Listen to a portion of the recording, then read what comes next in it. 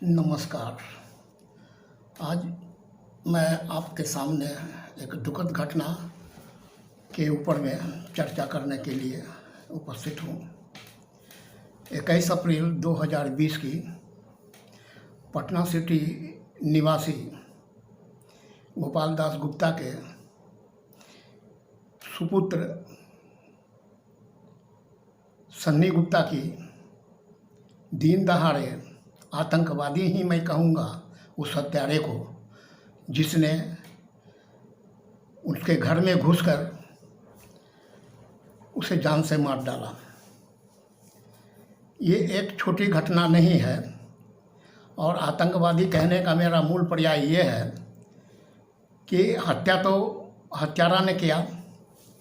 आतंक फैलाने के दृष्टिकोण में इस हत्या के पीछे जो साजिश है, जो मंशा है, मैं उस पर अपने बिहार सरकार के मुखिया और हमारे डीजीपी साहब, जिनका कि ग्राफ इस घटना से गिरना स्वाभाविक बात है कि नाक के नीचे इतनी बड़ी साजिश हो जाती है और एक घटने को अंजाम दिया जाता है, और उस थाने के थानेदार जो हैं, जिसके घर के पुत्र की हत्या की गई, उसके परिवार पर एफआईआर किया जाता है। और सिर्फ इतना ही नहीं, हत्यारे की गिरफ्तारी भी कई दिनों के बाद होती है दबाव पड़ने पर। ये वैश्य समाज से जुड़े हुए हमारे जो पीड़ित परिवार हैं, वैश्य समाज से जुड़े हुए हैं, और वैश्य समाज में इस हत्या को लेकर पूरे राज्य या पूरे देश में एक आक्रोश का वातावरण तैयार हो गया है, जिसका असर देखने को भी मिल रहा है। और इसकी प्रतिक्रिया तो आने वाले दिनों में सरकार को इसका अंजाम भुगतना पड़ेगा। इतना ही बात नहीं है कि एक बूढ़े बाप के सामने, नज़र के सामने एक जवान बेटे की हत्या और खून से लथपथाया हुआ शरीर उनके नज़र के सामने पड़ा। उसकी दुनिया ही उजड़ गई, उसके परिवार की दुनिया उजड़ गई, उसके बच्चे की दुनिया उजड़ गई। सवाल पैदा ये होता है कि ये जो भौगोलिक स्थिति है पटना सिटी की, और जिस साजिश के तहत इसको अंजाम दिया गया है, उसका साक्षात प्रमाण जो है गोपाल गुप्ता के द्वारा अपने घर के सामने एक बोर्ड टांगा गया है, मकान बिक्री का है। इससे साफ अंदाज लगता है कि ये हत्या एक आतंक फैलाने के दृष्टिकोण से किया गया है, और उसका परिवार आज इतना आतंकित है कि वो अपने को मरहूम रखने के लिए वो जगह छोड़ करके अब यहाँ से पलायन करने की स्थिति में, मना स्थिति में पहुँच गए हैं। सवाल ये पैदा ही नहीं उठता है कि हत्या हो गया, दहशत में परिवार है, स्वाभाविक बात है। इतनी ही बात नहीं है, हिंदुस्तान में ये सन्नी गुप्ता की पहली घटना है। जब शव यात्रा निकल रही थी तो आज तक कभी भारतवर्ष के इतिहास में ये नहीं देखा गया है किसी के शव यात्रा पर पत्थरबाजी, और हमारे माननीय मुख्यमंत्री के नाक के नीचे उस शव यात्रा में भी पत्थरबाजी की घटना को अंजाम दिया गया है। और मैं सरकार से ये जवाब मांग करना चाहूँगा कि पीड़ित परिवार के, ऐसे तो देखिए सरकार का ये एक नियम फार्मूला तैयार हो गया है मुआवजा देने का। किसी की हत्या होती है, मृत्यु होती है, दुर्घटना होती है, तो उसके परिवार को मुआवजा देने का एक प्रथा चला हुआ है।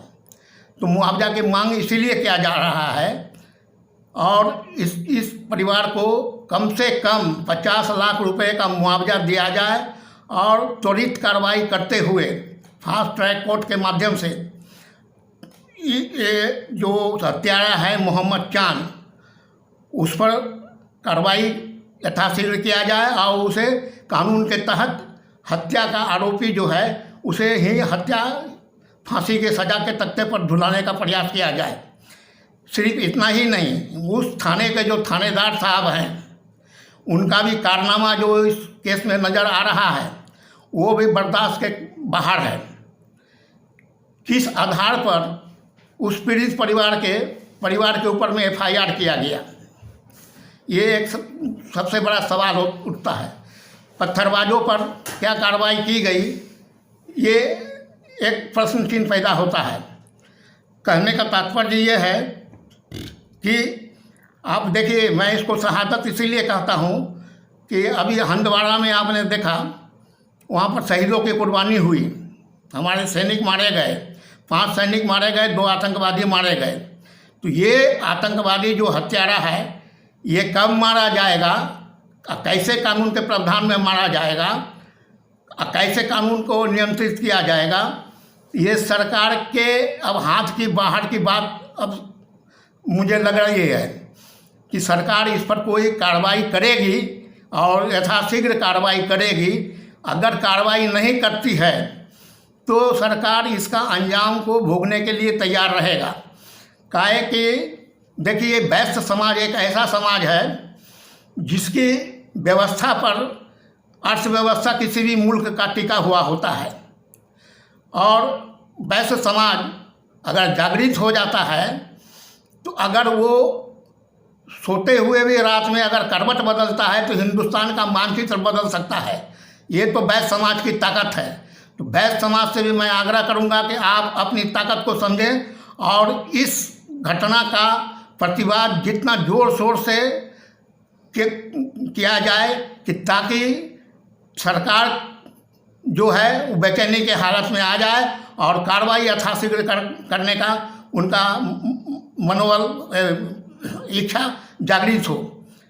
आपको वैश्य समाज जो है हमारे में जो त्रुटियां पर मैं बात नहीं करना चाहता हूँ, कमजोरियां हैं, उन कमजोरियों को मद्देनज़र रखते हुए उनको अभी सब्साइड करते हुए छोड़ते हुए एक मुद्दा है हमारे सामने में, जो ये पीड़ित परिवार सन्नी गुप्ता का जो है उसके परिवार की सुरक्षा की गारंटी सरकार को लेनी होगी।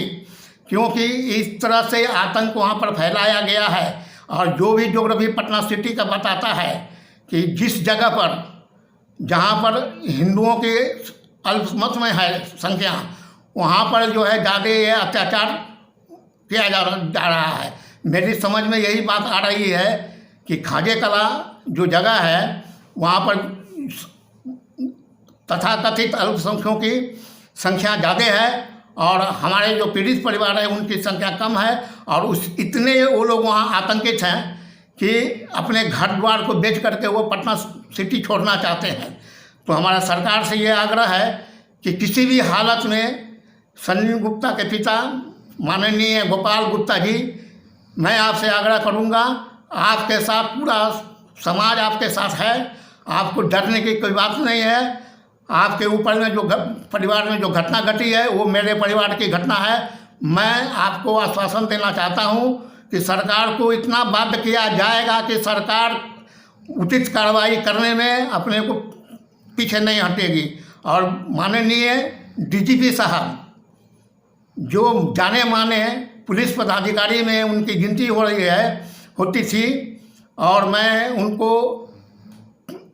As a superintendent of police से समझ रहा हूँ। उनका जो रुतबा था क्रिमिनलों के ऊपर में, तो वो रुतबा का ग्राफ जो है अब धीरे धीरे लगता है कि उनका भी ग्राफ जो है सेंसेक्स जो है नीचे चला जा रहा है।